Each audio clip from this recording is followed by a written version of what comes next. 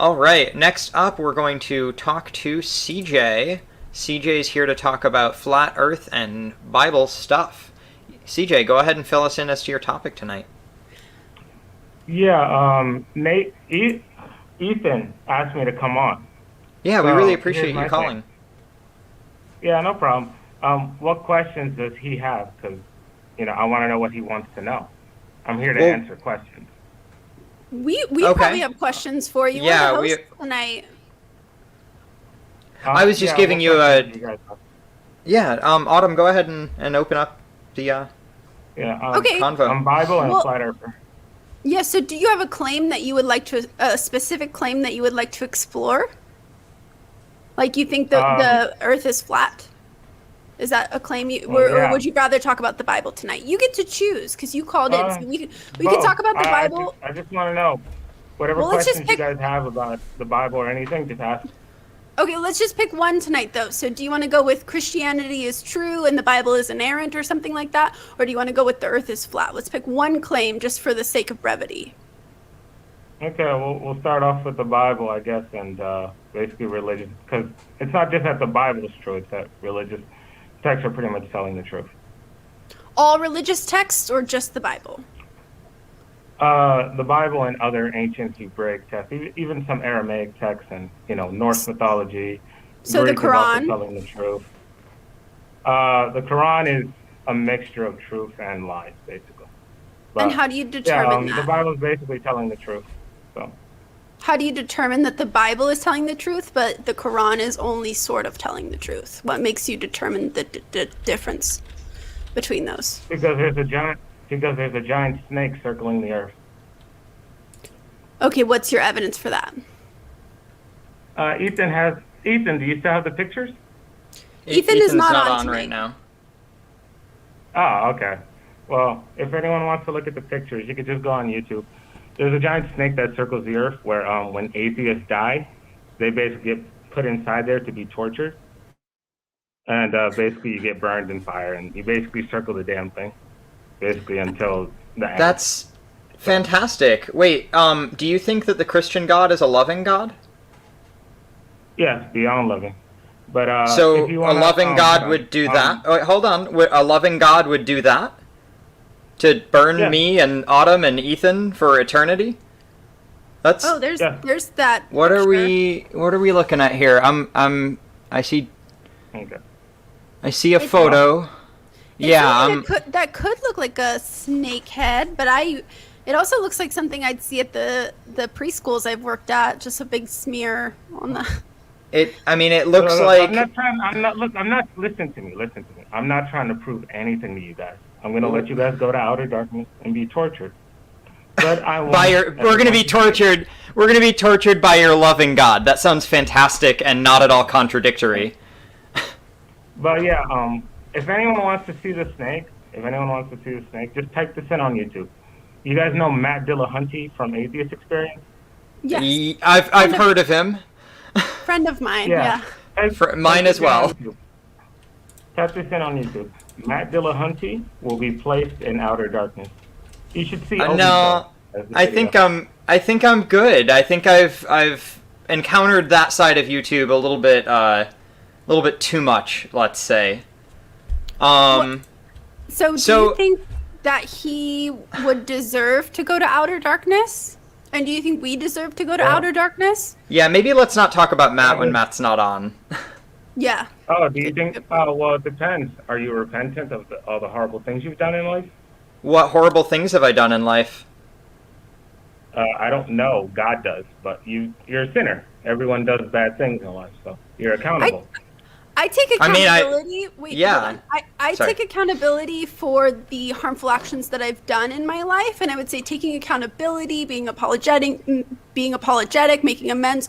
Those are ways that I try to function well with others, but I wouldn't say that I have like inerrant sin that I was born with. I think that is a myth that comes from like the Bronze Age. Okay, then you will be put inside the serpent that circles the earth, and you will be placed in there to be tortured. You don't have any good evidence for that other than a picture. It's not even a good picture. It looks like Looks very that's from the pixelated. U.S. Navy. Yeah, What was picture's that? from the U.S. Navy. It's not from me. That's from them. So, it's not like I'm just like, oh, I took a picture because I can. No, that's from the U.S. Navy. But you have your interpretation of that picture. So If the picture where came was from the Navy, it doesn't matter if the picture came from the Navy. Your interpretation is that that's a snake or outer darkness or something like that.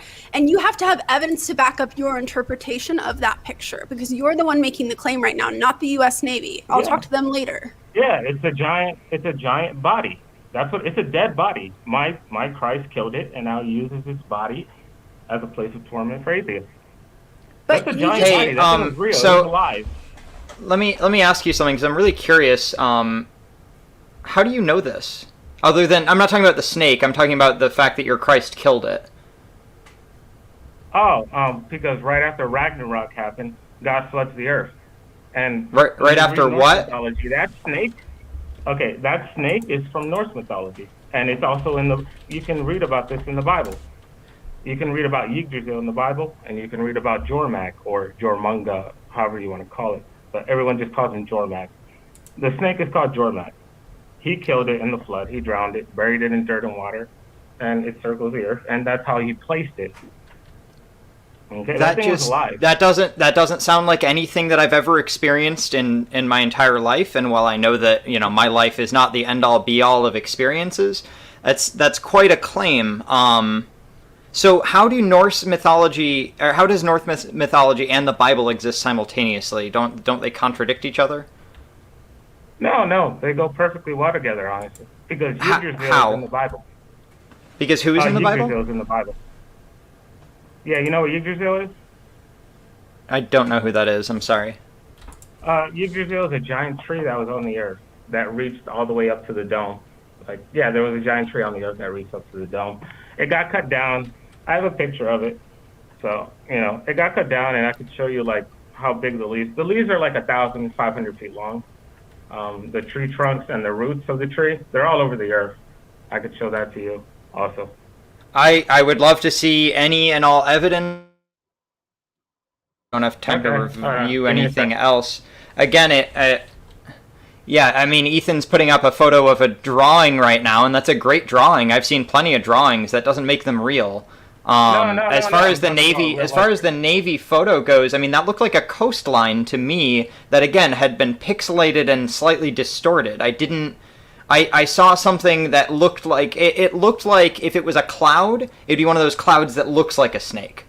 But it wasn't a cloud, it was a landmass. You can pretty clearly see in that photo it's not a snake. Yeah, and there's something called priming where if you tell somebody that there is a snake in a photo, then their brains are going to look for something that looks like a snake. But if you just showed them the photo right out, they might come up with varying interpretations of what the photo could be. So if you didn't say, hey, you're going to see a snake, you would probably get a lot of different answers from a lot of different people on what the image is portraying. I told you, I'm not trying to prove anything to you guys. I'm just going to show you the truth.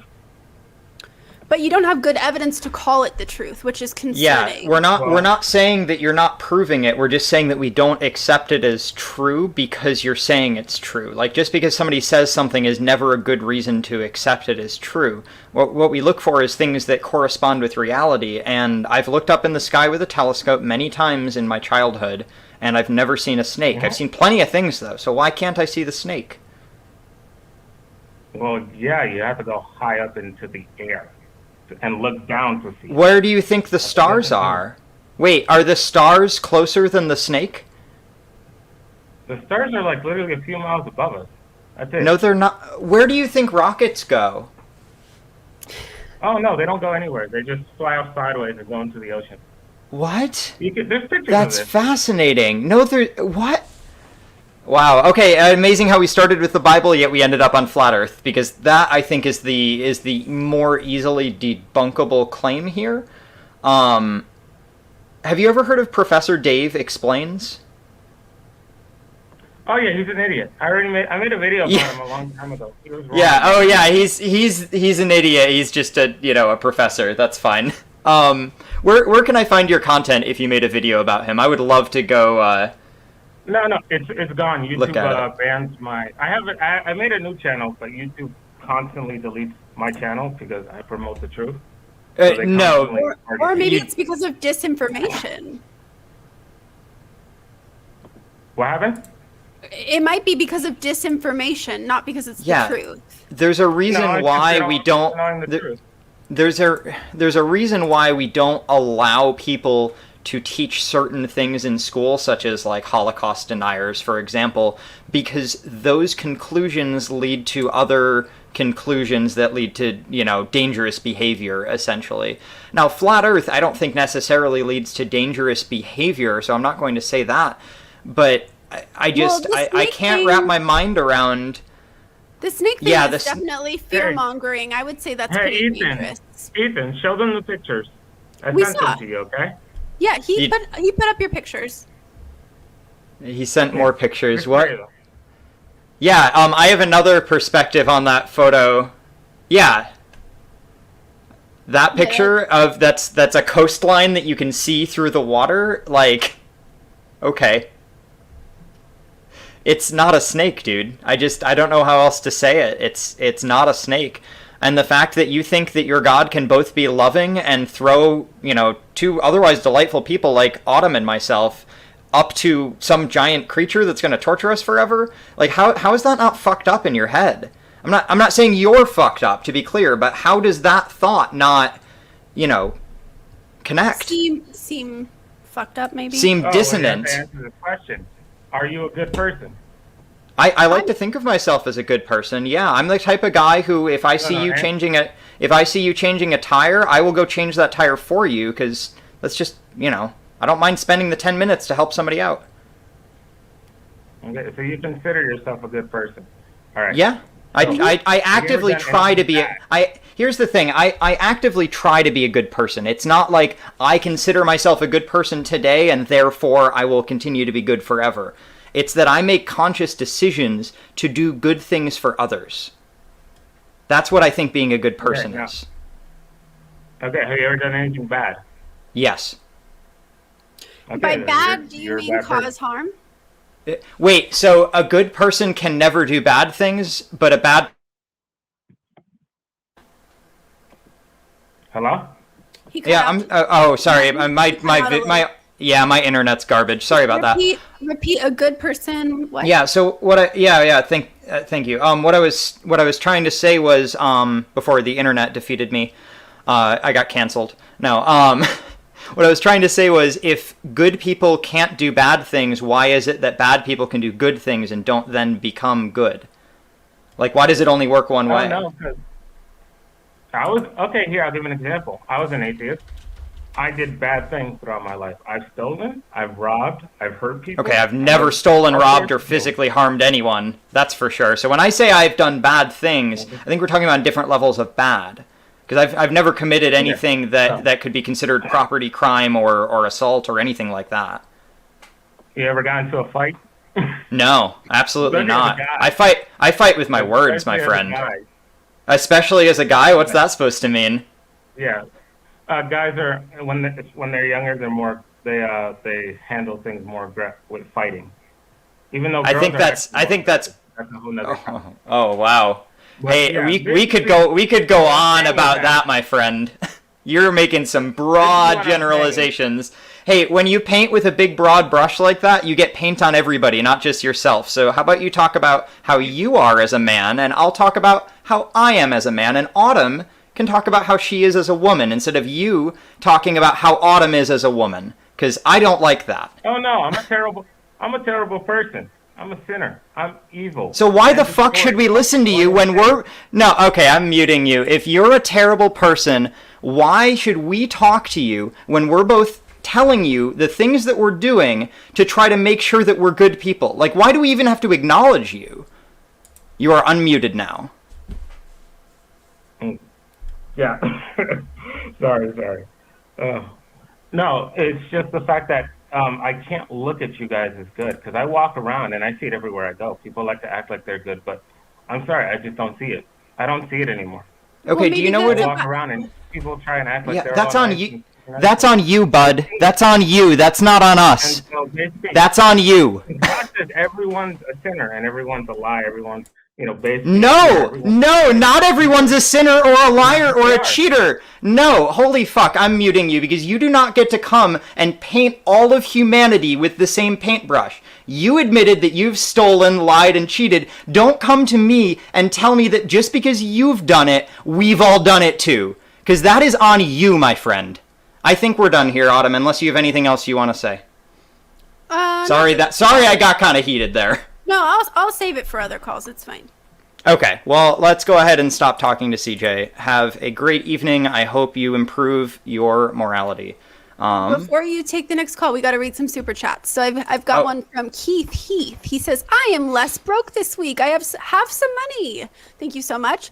No questions this week, just money, but I have 200 characters. I wonder what would be a good thing to say. I know. Let me tell you about this one. Ethan, I'm not seeing the rest of it. No, I think that's the point. It cuts off at the 200 characters, and he's not able to finish the thought. Yeah. Oh, okay. Well, if I know Keith, that's what he meant. Thanks for the money. And then one more super chat from Ameet. I hope I'm saying that right. Wait, there's a snake circling the flat Earth? That's an excellent point. I wish we had said something about that. I was answering that while you guys were talking. Oh, were you? I'm sorry. Technically circle over something flat. So if we're being charitable, which I don't think we necessarily should be, but if we're being charitable here. Yeah. Yeah, sorry if I kind of talked over you a little bit there, Autumn. That just gets me fired up when people come in and they're like, I'm a bad person, therefore everybody is. Because that's bullshit. Yeah, he probably needed to be yelled at. I was going to go the more like sciencey psychology route, but I'm glad that you took it that direction. So we'll get sciencey hopefully on some other calls here. Yeah, I hope so. Let's see. We have a good chunk of time.